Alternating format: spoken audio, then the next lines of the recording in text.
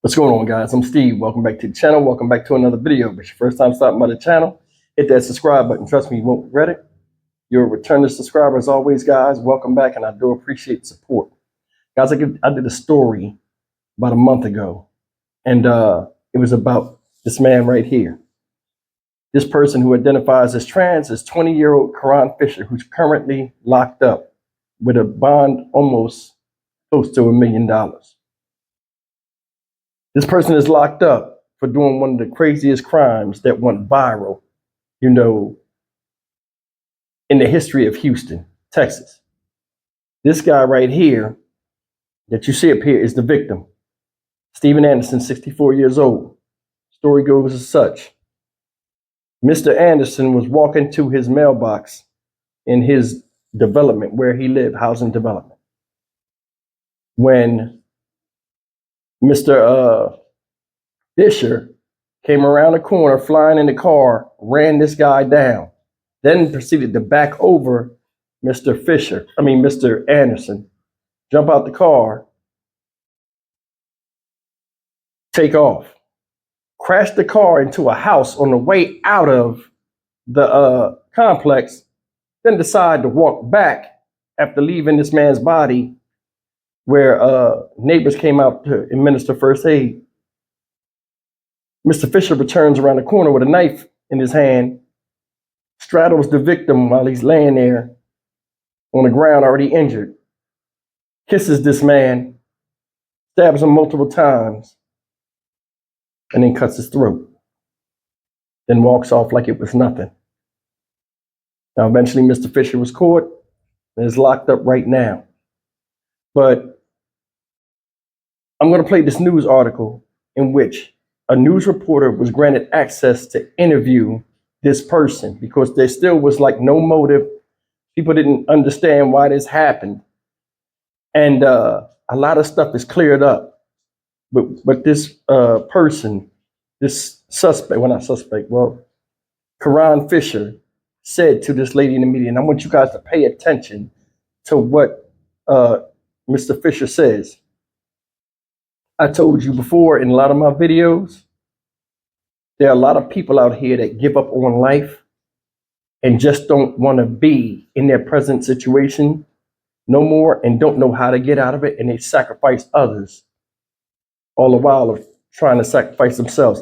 This is one of those cases. You'll understand when you see this video, and pay special attention to the last 20 seconds of what was said, and it support the statement of what I just told you. Check this out.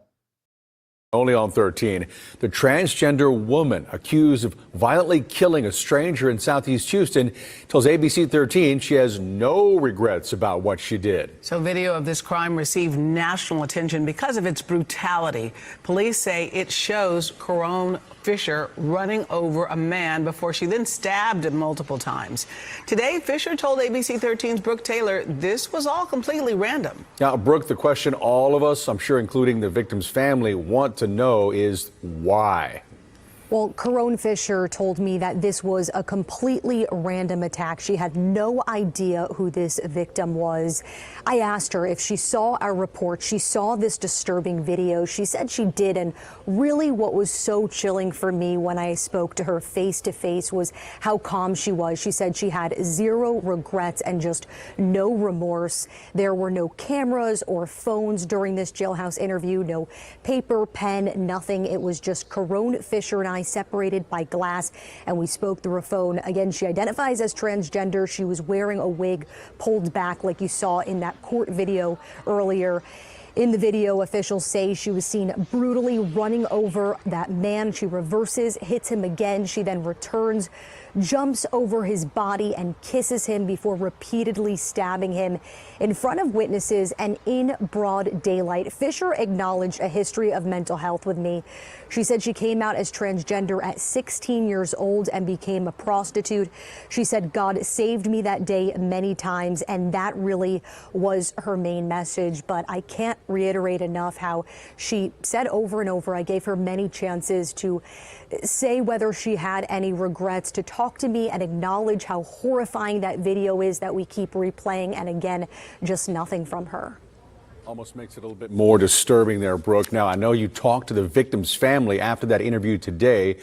What's their reaction to all of this? I did, Eric. You know, we wanted to reach out to Stephen Anderson's family. At the end of the day, he is the victim here, and so is his family in this just disturbing, brutal attack.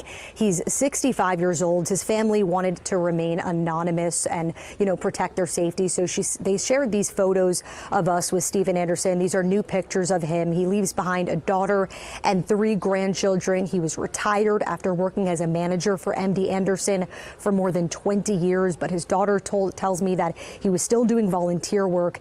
His family says that really it's just scary. That was the word they used when I asked about their reaction to her lack of remorse. They say this could have been anyone's father, grandfather, and child. So the whole community, they said, should really be rallying for justice. And his daughter just wants to see Fisher locked away. She wants people to remember her father as thoughtful, generous, and the sentimental man that he was. Meanwhile, Fisher's bond is set at a combined $900,000, including that murder charge. When I spoke to her about this, she says she can't afford bond. She says acknowledges that that's where she's going to be, and she says she accepts the consequences that come along with those actions, Eric. All right, guys, that's the story of the interview and what Karon Fisher said. They say Karon, so I'll say Karon. 20 years old, thrown his life away. Once again, my condolences go out to the family. Stephen Anderson, innocent guy, didn't have nothing to do with it. Could have been anybody walking down the street to be targeted at that time. This guy died in a grueling, brutal way, undeservedly, minding his business. Nowadays, that's not enough. Did you hear what Karon Fisher said in the interview? I have no remorse or regret for what I've done, even though they know it was wrong. He knows it was wrong. Still don't care. There are people out here that can't deal with daily life and are fed up because it could be a lot of different factors. Fed up of people letting them down, fed up of not being where you think you should be in life. Said this person deals with mental illness.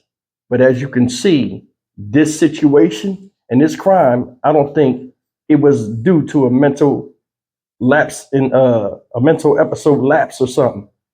I think honestly, this was spur of the moment, and Mr. Fisher was in sound mind and body when he committed that crime. He just picked this person to sacrifice. There are a lot of people out here that are doing that. We've seen this for a long time. It was used to be called going postal, shooting up places and all this other stuff. I don't want to live no more. I'm mad at society. I'm this and that because I feel as though I should be here or I should be there. Now you're starting to see a rise of it. And there's hundreds upon hundreds of people that feel like that. And we see the crimes that I report on a lot of times on a daily basis. Don't even care that you did something messed up. Now, I'm going to tell you something. As far as this situation, to run somebody over, you know that right there was brutal to even witness. And to have no conscience or anything and get out the car and walk up on somebody you see is battered, bruised, and bloody from something you did undeservedly, and it doesn't hit your conscience, says a lot about you. I think this person dealt with a lot of depression.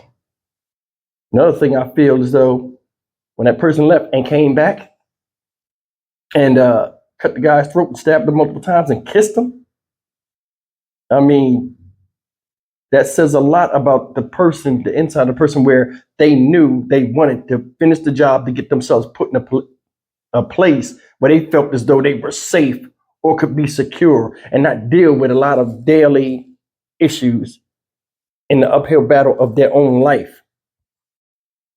This is it. Said prison is where I'm going to be.